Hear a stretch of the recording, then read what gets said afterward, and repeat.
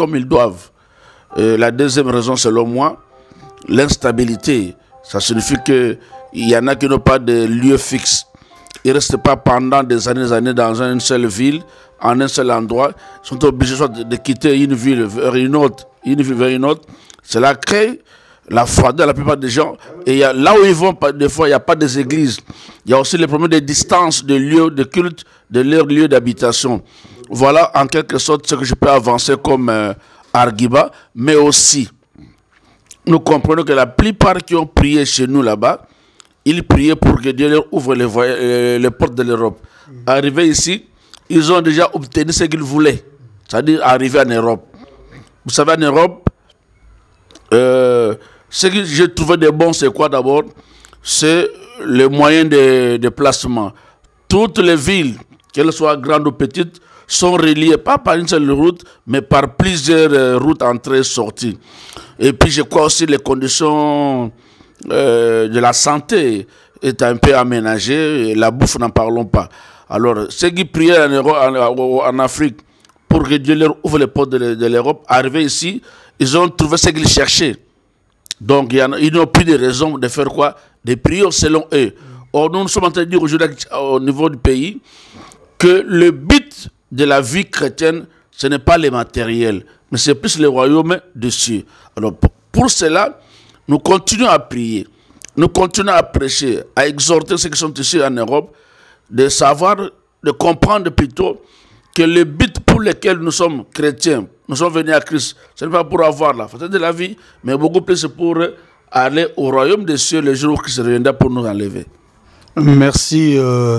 D'emblée, ça nous amène à une citation que nous avons entendue, Pasteur Roger, que vous le vouliez ou pas, déjà à votre rang, vous devenez un leader des opinions, que vous le vouliez ou pas, parce que tes citations seront citées par une ou deux personnes et fera peut-être une certaine mode de vie à une autre personne.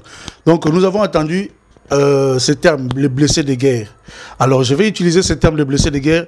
Ici en Europe, et précisément en France, il y a beaucoup d'enfants de Dieu qui étaient autrefois zélés au pays, arrivés ici, comme vous avez dit, à fréquenter une église, mais après avoir vécu des choses qui les ont déçus, et maintenant ils se disent, bon ben, je veux rester à la maison et je préfère prier à la maison. En tant que berger, que direz-vous à ces blessés de guerre? Bon, le terme blessé de guerre, c'est un terme qui est d'abord très fort. Je reconnais que la plupart sont en train de faire naufrage par rapport à leur foi. La foi de beaucoup a baissé parce que ils ont trouvé dans les chefs de nos conducteurs des églises l'idée des opinions, beaucoup plus de nous qui sommes appelés à servir le Seigneur dans le lieu très saint, que peut-être notre comportement, notre conduite par-ci par-là les a blessés. Et ce n'est pas la raison pour laquelle ils doivent faire marche en arrière. Parce que Dieu, dans ces temps-ci, il a encore une réserve stratégique à lui, des hommes et des femmes de Dieu, que Dieu est en train de préparer pour prendre la relève de ceux qui sont en train de conduire le peuple en dehors de la voie du Seigneur. Alors je les exhorte tous que partout dans le monde, là où il y a les faux, les vrais existent. Là où il y a les vrais, il y a toujours les faux. Qu'ils se remettent en confiance, qu'ils continuent à prier. Prier d'abord pour que l'Esprit du Seigneur leur montre là où ils doivent aller prier et là où il y a des hommes de Dieu qui sont encore sérieux dans l'œuvre du Seigneur. Parce que je l'ai dit ici, par-ci, par-là, que la plupart des hommes que Dieu est dans les églises, il y a d'abord Dieu lui-même qui les connaît. Si Dieu avait besoin des hommes de Dieu irréprochables à la limite, en tout moment, en tout lieu, il aurait pu placer des anges pour diriger les églises, mais il a pris des hommes qui sont limités. Là, je n'encourage pas que les hommes de Dieu puissent vivre dans le désordre, dans le péché, mais c'est une réalité.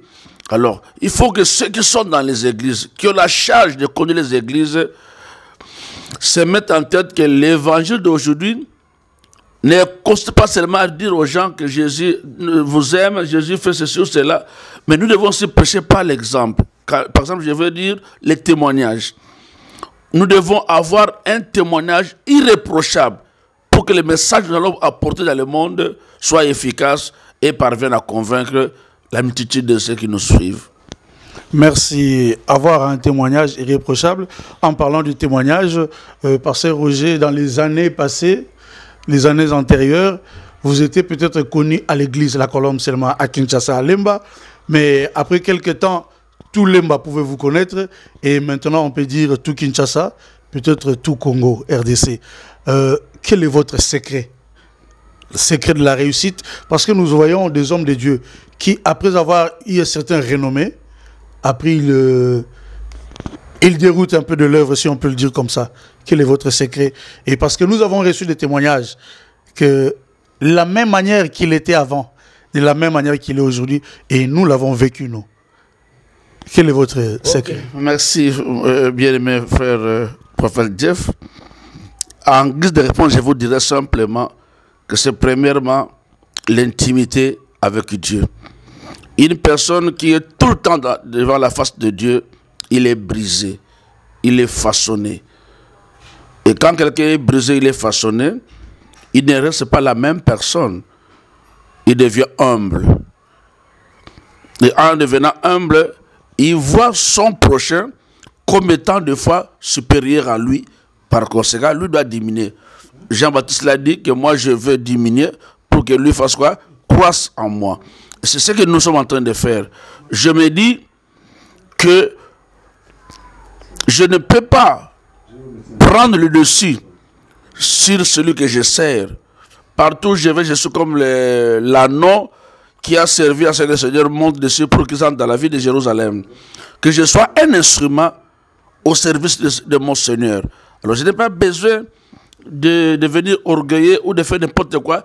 Je continue toute ma vie à demeurer ce que je suis depuis que Dieu m'a appelé, être dans l'intimité de Dieu, dans l'intimité avec Dieu, l'humilité, la vie de prière et faire toujours davantage un effort de vivre dans la crainte de Dieu. Voilà mon secret. Oui, merci Patriarche. Et en venant ici en Europe, vous avez trouvé votre base, Église La Colombe, bien sûr. En Europe, vous en avez est-ce que vous pouvez nous citer déjà les endroits où vous avez des églises évangéliques La Colombe?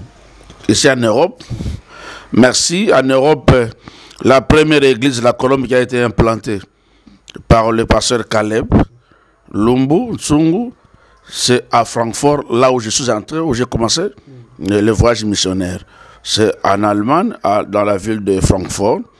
Et maintenant, c'est à Melun, ici, dans la région parisienne, à Melun. Et en dehors de Melun, c'est à Montreux, qui est aussi quelque part dans la région parisienne, mais vers au-delà de Melun. Et il y a maintenant une quatrième église qui est déjà là, mais il n'est plus question que de chercher, de trouver une salle capable de réunir tout le monde qui est dans des cellules. Là, c'est à Épinay. Non seulement à Épinay, mais aussi à Savigny, parce que je suis passé par là. On m'a montré le lieu où la cellule, où les gens se réunissent dans la cellule de prière. Alors, pour le reste, je ne serai pas anticipé, mais nous avons un projet que Dieu nous met à cœur d'étendre l'implantation de l'église de La Colombe un peu partout. J'ai aussi cette grâce de vous dire que non seulement l'église de La Colombe, mais nous avons dans notre ministère des enfants, nous avons Angèle dans le Seigneur, qui en Europe sont aujourd'hui des serviteurs de Dieu, qui connaissent des églises, et avec des bons témoignages. J'étais à Léman, j'étais édifié de voir le travail qui est en train d'être abattu par le pasteur Rodolphe Ngoma, autrefois on l'appelait Dodo Ngoma. Une grande église, une église assise, une église stable, avec pas seulement des Congolais, mais il y a toute race. Il y a lui, il y a notre sœur l'évangéliste Delicia Kindongo dans la ville de Méry. J'étais à Orléans, où j'ai vu encore un enfant que j'ai dans le Seigneur, Timothée Mutombo, qui aussi est en train d'abattre un grand travail. Ça, c'est ma joie à moi. Et nous croyons que dans un avenir très proche, vous entendrez, vous, parler de La Colombe un peu partout. C'est La Colombe de Lemba à Kinshasa et le centre de formation. La Colombe Melun ici est aussi un centre de formation qui doit former les missionnaires, qui doit former les serviteurs. Parce que nous disons que si on veut travailler dans l'œuvre du Seigneur, il faut subir une formation. Sans formation, on commettrait beaucoup d'erreurs, beaucoup de dégâts, beaucoup de bêtises